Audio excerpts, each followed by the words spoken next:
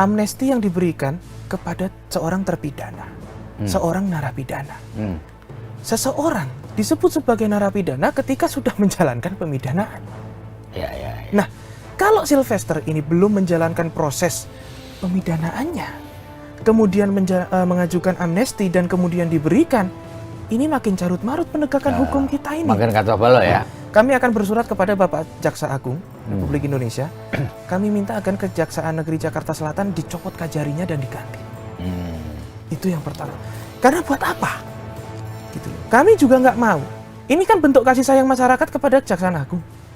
Dengan segala macam prestasinya, jangan sampai gara-gara satu kasus ini yang kewenangannya ada di Kejaksaan Negeri Jakarta Selatan, menjadikan Kejaksaan Agung secara keseluruhan jadi buruk di mata masyarakat. Mau gugatan ini dinyatakan tidak diterima di NO, ditolak, dikabulkan atau apapun, tidak sama sekali menghapus kewajibannya jaksa selaku eksekutor untuk melakukan penahanan.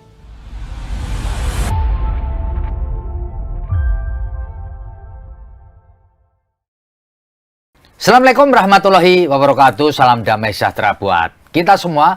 Bertemu kembali dengan saya, Feby Mahendra Putra, Direktur Pemberitaan Tribun Network. Tribuners, di tengah kontroversi mengenai keaslian ijazah sarjana mantan Presiden Joko Widodo, muncul kontroversi baru mengenai sosok Sylvester Matutina. Sylvester Matutina dikenal sebagai Ketua Umum Relawan Solidaritas Merah Putih yang telah dijatuhi hukuman 1,5 tahun penjara oleh Mahkamah Agung dan telah mempunyai kekuatan hukum tetap, tetapi hingga saat ini tidak dieksekusi oleh kejaksaan. Dan ini tentu saja menjadi menarik perhatian karena selama ini Sylvester Matutina berada di depan ketika Pak Jokowi mendapatkan serangan. Dan untuk ngobrolin hal itu, ada seorang advokat yang tercatat sebagai Ketua Umum Aliansi Rakyat untuk Keadilan dan Kesejahteraan Indonesia, singkatannya ARUKI, mengajukan permohonan pra-peradilan ya kepada Pengadilan Negeri Jakarta Selatan menyangkut eksekusi dari Sylvester Matutina. Dan telah bersama dengan saya Ketua Umum ARUKI, ya saya nyebutnya karena masih muda, Bung Marcelinus Edwin. Begitu ya, Bang? Siap. Nah, terima kasih, Bang. Apa kabar? Siap. Baik, alhamdulillah. Ya, baik, Bang. alhamdulillah. Saya kepingin Abang ceritakan dulu mengapa Abang ini mengajukan permohonan pra-peradilan ya kepada pengadilan terkait dengan Sylvester Matutina ini. Apa motifnya, Bang? Baik. Jadi dasar dan landasan kami mengajukan pra-peradilan ini adalah adanya putusan kasasi dari Mahkamah Agung, putusan nomor 278 yang telah berkekuatan hukum tetap terkait kasus fitnah pencemaran nama baiknya Sylvester Matutina kepada Bapak Yusuf Kalla. Nah, putusan itu inkrah dari tahun 2019. Sudah lama banget. Sudah lama, sudah 6 tahun. Sedangkan sampai di tahun 2025 ini belum juga dilaksanakan eksekusi terhadap putusan tersebut. Ada beberapa faktor yang mengakibatkan kami mengajukan gugatan. Yang pertama, menurut kami ini terjadi pengkhianatan terhadap sistem proses peradilan pidana yang telah disediakan oleh negara kita.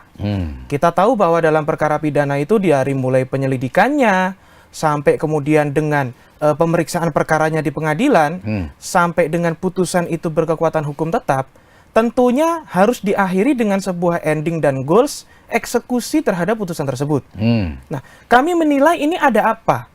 Tentunya eksekutornya yaitu Kejaksaan Negeri Jakarta Selatan. Kenapa dalam waktu 6 tahun putusan ini belum juga dilaksanakan eksekusi? Effort yang telah dikeluarkan dalam sistem peradilan pidana ini kan harus ada outputnya, harus ada pelaksanaannya. Nah, jadi itu alasan pertama karena menurut kami terjadi pengkhianatan ini terhadap sistem proses peradilan pidana. Nah, sedangkan kita sama-sama tahu bahwa pasal 1 ayat 3 Undang-Undang Dasar kan negara ini, Indonesia negara hukum. Nah, itu yang mengakibatkan kami mengajukan gugatan. Nah, yang kedua selanjutnya masih seputar Kejaksaan Negeri.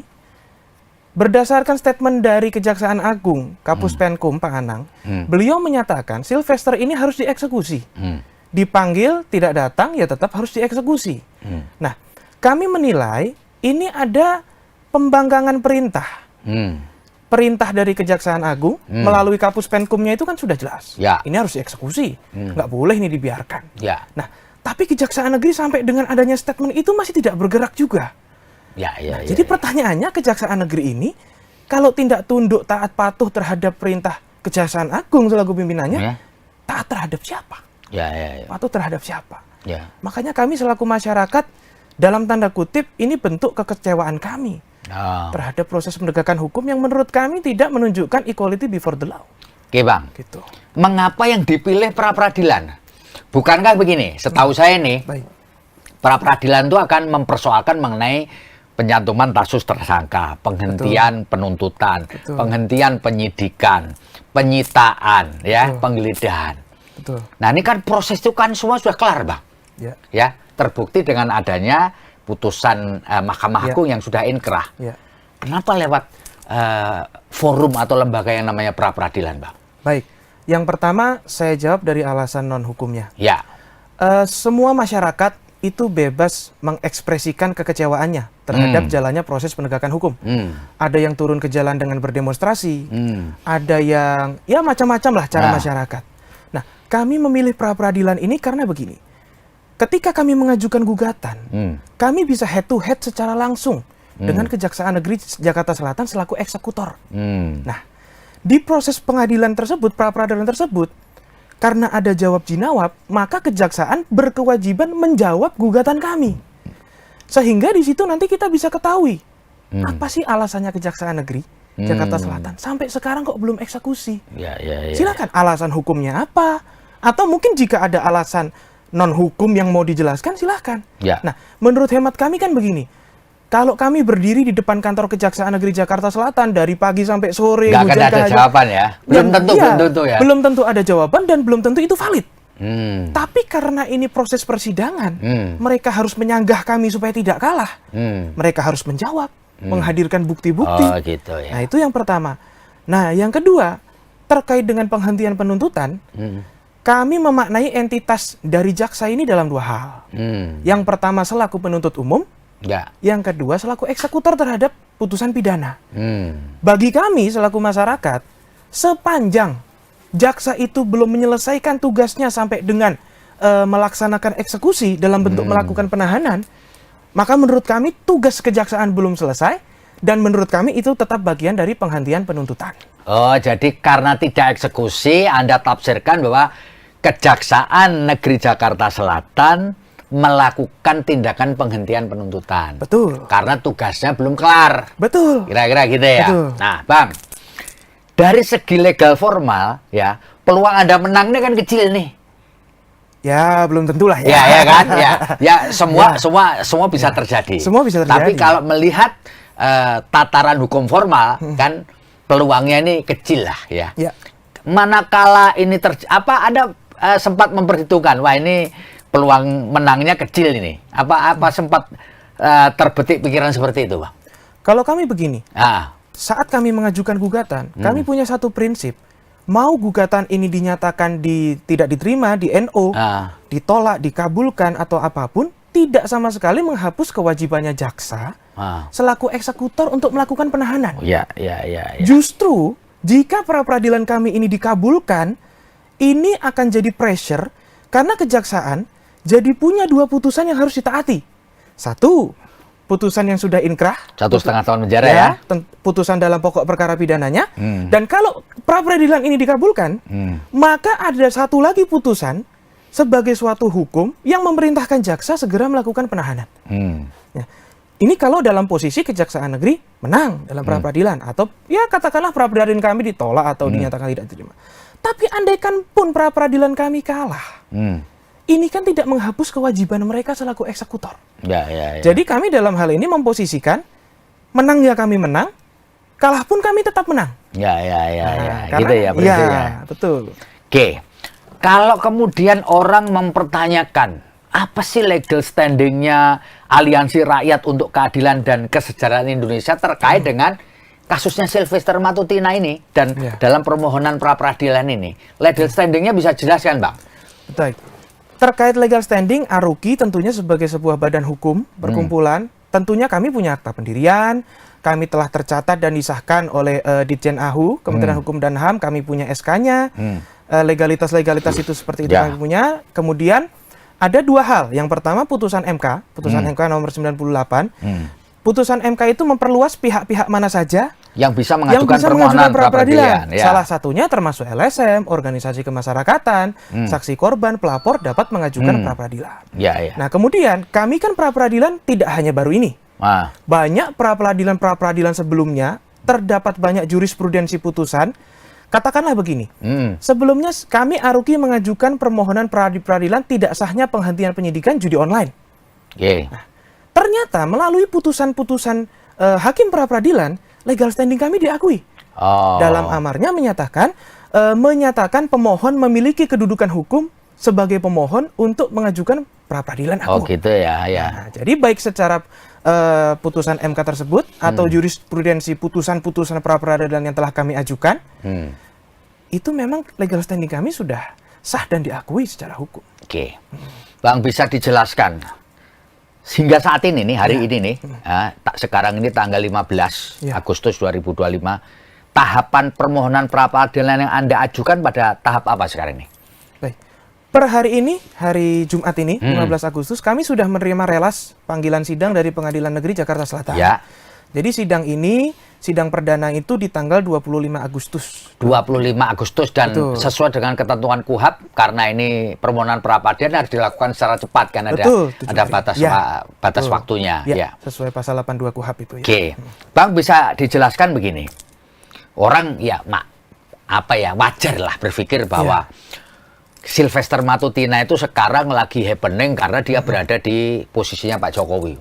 Melawan serangannya Pak Roy Suryo CS, Bu Dr. Tifa, ya kan, dan yang lain-lain. Nah, orang apalagi kemudian Pak Jokowi menyebutkan bahwa serangan kepada dirinya itu bermotif politik, ya, dan seterusnya, ada orang besar atau kelompok besar yang berada di dalamnya. Wajar dong kalau orang berpikir Anda termasuk orang yang dipakai orang besar untuk ada tendensi politik. Wajar, betul nggak? Ya kan? Betul. Bagaimana Anda menjawab ini? Ya, pertama begini ya, apapun anggapan orang itu opini, kita hargai, kita hormati. Tapi saya harus disclaimer dulu di sini. Pertama, saya tidak kenal dan saya tidak pernah ketemu dengan yang namanya Sylvester Matutina. Belas nggak pernah ketemu? Sama sekali. Ini bisa di cross check lah. Dan nggak kenal juga? Nggak kenal. Kalau tahu tentu tahu, tapi kalau kenal kan definisinya lain. Yang kedua, apalagi dengan Pak JK. Saya bukan orangnya Pak JK, saya bukan keluarga, kuasa hukum atau apapun, tidak pernah ketemu, apalagi kenal. Kita berdiri di sini, Aruki, mewakili kepentingan masyarakat dalam rangka mengoreksi dan mengawasi proses penegakan hukum ini. Yang menurut kami ini sudah carut-marut, kacau balau, yang kalau dibiarkan, saya mengutip pendapatnya Komisi Kejaksaan. Komisi Kejaksaan itu sudah menegur sebetulnya. Mereka mengatakan ini kalau tidak dieksekusi jadi presiden buruk loh. Nah, makanya kami juga mengatakan ini kalau tidak dieksekusi akan jadi presiden buruk. Gitu loh. Kami mau karena gini. Sylvester itu kan kena di pasal 311 ayat 1 KUHP. Dalam pertimbangan hukum putusan kasasi Mahkamah Agung, di situ sudah jelas. Vonis itu diperberat menjadi 1,5 tahun. Karena Sylvester Matutina ini kedapatan menghina entitas Pak Yusuf Kalla sebagai simbol negara saat itu.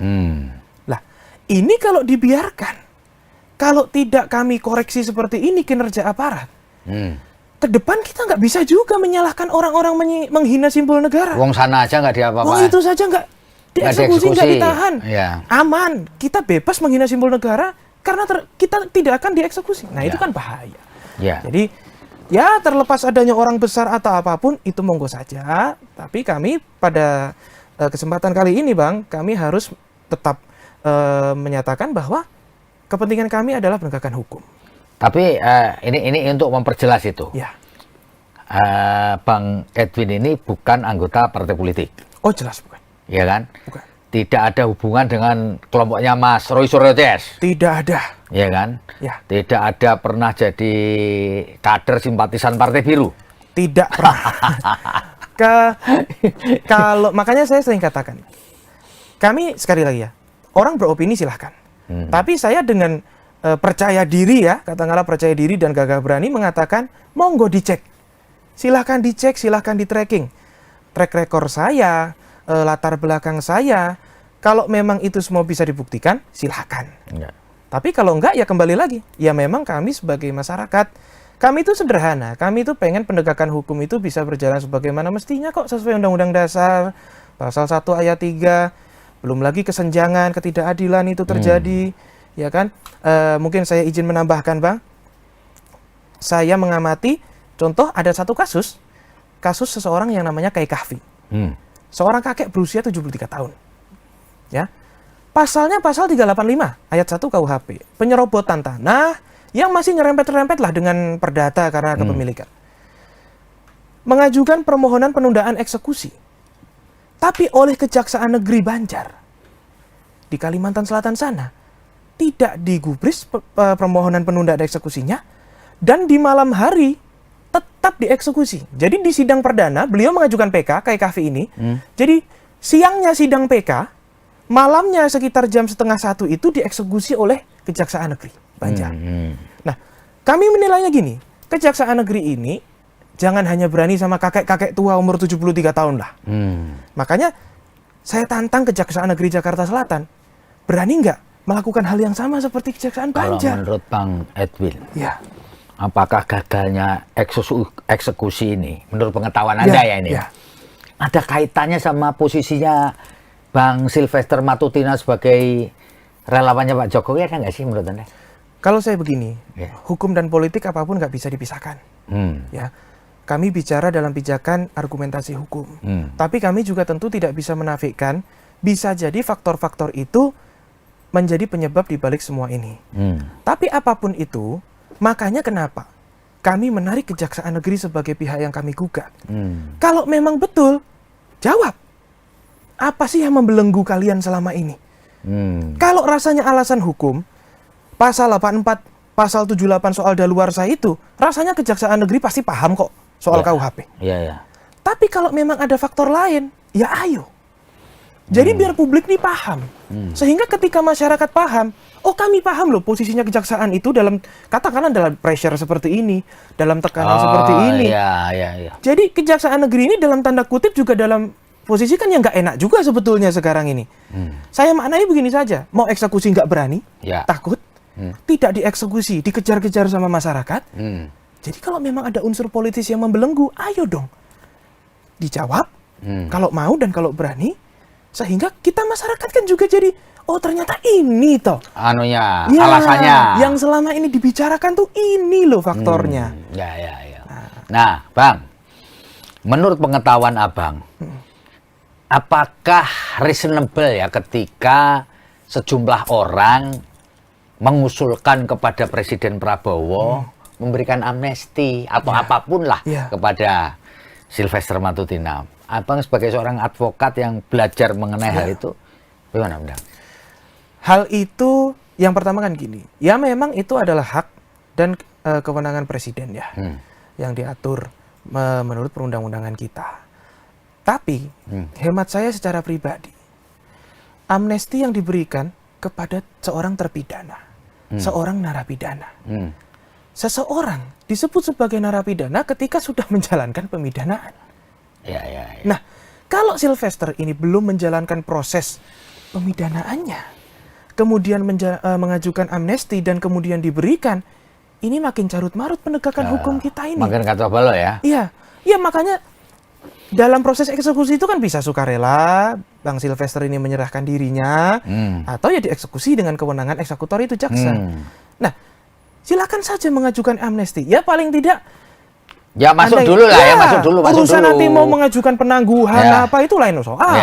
Jadi kan agak jadi agak tidak logis ketika amnesti itu diajukan, penangguhan itu tidak diajukan, tapi pemidanaannya belum dilaksanakan.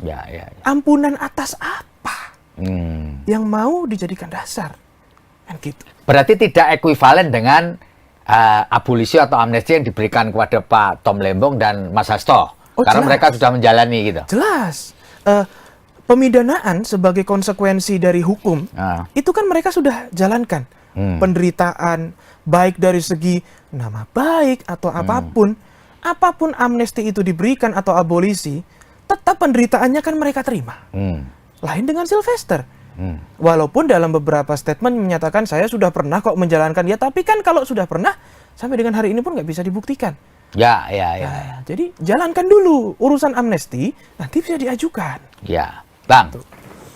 Kalau memang kemudian pra peradilan Abang dikabulkan, apakah itu jadi jaminan Kejaksaan Negeri Jakarta Selatan mengeksekusi? Kan dia bisa saja tidak melaksanakan. Wong putusan Mahkamah Agung saja dia nggak laksanakan, apalagi cuman putusan pra peradilan manakala dikabulkan oleh Pengadilan Negeri Jakarta Selatan yang derajatnya lebih rendah dari Mahkamah Agung. Kan itu kan logikanya. Bagaimana tuh? Menjamin apakah jaksa berani, ini sih harapan ya. Kalau jaminan tentu mungkin menurut saya juga tidak 100% menjamin mereka berani. Tapi kalau ini dibilang sebagai makin menunjukkan arogansi kekuasaan, arogansi aparat penegak hukum, oh jelas. Karena seperti yang saya bilang tadi, ada satu putusan pokok perkara pidana, oke ini diajukan. Kami tambahkan lagi dengan satu putusan. Nah, kalau sudah ada lebih dari satu putusan, satu putusan saja sebetulnya wajib ditaati, dihormati. Kalau sudah lebih dari satu, kemudian tidak juga dilaksanakan, terus dasar negara kita yang mengatur Indonesia ini negara hukum? Nah, menurut pengetahuan Anda, Bang, kalau seorang penuntut umum tidak melaksanakan putusan pra peradilan, terus upaya hukumnya apa lagi? Ada nggak masih? Kami tentunya sudah punya langkah hukum. Ini berandai-andai nih, putus, permohonannya dikabulin, perintahkan kejaksaan untuk eksekusi. Yang ini nggak dieksekusi, ini nggak dieksekusi. Terus mau apa lagi nih? Kalau dia tetap ngotot nggak mau ngotosi atau cari alasan itu nggak itu, terus upaya hukumnya apa nih? Pertama begini, secara normatif, langkah non litigasi yang akan kami tempuh adalah dengan putusan, baik itu putusan pokok perkara pidananya ataupun putusan nanti pra peradilan, apapun itu putusannya, kami akan bersurat kepada Bapak Jaksa Agung Republik Indonesia. Kami minta agar Kejaksaan Negeri Jakarta Selatan dicopot kajarinya dan diganti. Itu yang pertama. Karena buat apa? Gitu loh. Kami juga nggak mau. Ini kan bentuk kasih sayang masyarakat kepada Kejaksaan Agung. Dengan segala macam prestasinya, jangan sampai gara-gara satu kasus ini yang kewenangannya ada di Kejaksaan Negeri Jakarta Selatan menjadikan Kejaksaan Agung secara keseluruhan jadi buruk di mata masyarakat. Makanya kami minta kepada Pak Jaksa Agung, sudahlah, gantilah Kejaksaan Negeri Jakarta Selatan ini dengan orang yang berani kajarinya. Yang kedua, pra peradilan itu kan bebas saja. Tidak hanya boleh sekali diajukan. Oh, jadi mengajukan pra peradilan yang untuk yang kedua gitu ya? Iya, pra peradilan yang kedua dengan menarik Jaksa Agung sebagai pihak termohon. Yang kalau laporan kami yang tadi poin pertama itu saya sampaikan tidak dituruti, kita anggap Jaksa Agung melakukan pembiaran. Tidak melakukan pengawasan dengan baik dan benar, sehingga ada bawahannya yang tidak melaksanakan kewenangannya sebagai eksekutor. Itu masih mungkin ya? Sangat mungkin. Bang, ini pertanyaan terakhir nih Bang. Kalau ada orang ngomong nih, Bang Edwin ini pansos. Mana tadi pansos ini memanfaatkan momentum orang lagi gencar-gencarnya, tiba-tiba dia muncul di tikungan mengajukan permohonan pra peradilan, tujuannya tidak lain dan tidak bukan untuk pansos supaya sampai nanti jadi komisaris di BUMN. Ya, baik. Kalau saya tanggapi sederhana, Pak. Orang mau beropini pansos atau apapun, monggo saja. Sah saja, biarin aja. Sah saja. Sebagaimana saya beropini dan berpendapat bahwa langkah yang saya lakukan ini adalah langkah penegakan hukum, bentuk koreksi, bentuk pengawasan terhadap aparat. Kalau ada orang mengatakan pansos, monggo. Tapi pertanyaan saya sederhana. Kenapa tidak berbuat? Kenapa tidak bertindak? Kenapa harus saya mengajukan gugatan pra peradilan? Daripada teriak pansos, lebih baik ajukan gugatan juga. Itu yang pertama. Yang kedua, simpelnya kan begini, Bang. Aruki tidak dibentuk 1-2 hari. Aruki ini tidak dibentuk 1 minggu sebelum rame-rame kasus Sylvester. Silahkan di tracking sepak terjang Aruki. Dalam kasus lingkungan hidup, dalam kasus judi online, dalam kasus korupsi kuota haji, kami ajukan pra peradilan juga. itu kan kami juga berperan di situ, berkegiatan di situ. Tidak punya kepentingan apapun. Nah, dan saya punya satu tagline yang dari kemarin juga saya sampaikan ke teman-teman media. Gugatan pra-peradilan ini tidak mungkin ada kalau jaksa menjalankan tugasnya selaku eksekutor dengan baik dan benar. Gitu Ini, ya. Gugatan ini konsekuensi logis dari lambannya proses penegakan hukum yang ada di Indonesia. Oke Bang, luar biasa ya ngobrol kita kesempatan kali ini. Sekali lagi terima kasih Bang Ya. atas kehadiran Bang Marcelinus Edwin sebagai pemohon pra-peradilan di Pengadilan Negeri Jakarta Selatan terkait eksekusi hukuman 1,5 tahun terhadap Sylvester Matutina, Ketua Umum Relawan Solidaritas Merah Putih. Moga-moga obrolan ini berguna.